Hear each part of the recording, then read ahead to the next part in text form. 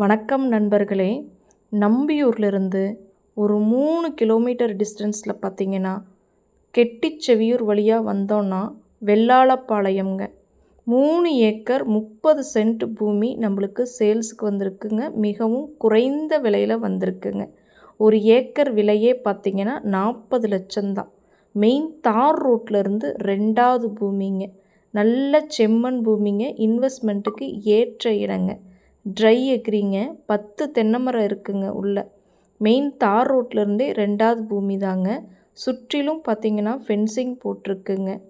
நல்ல இன்வெஸ்ட்மெண்ட்டுக்கு ஏற்ற இடங்க.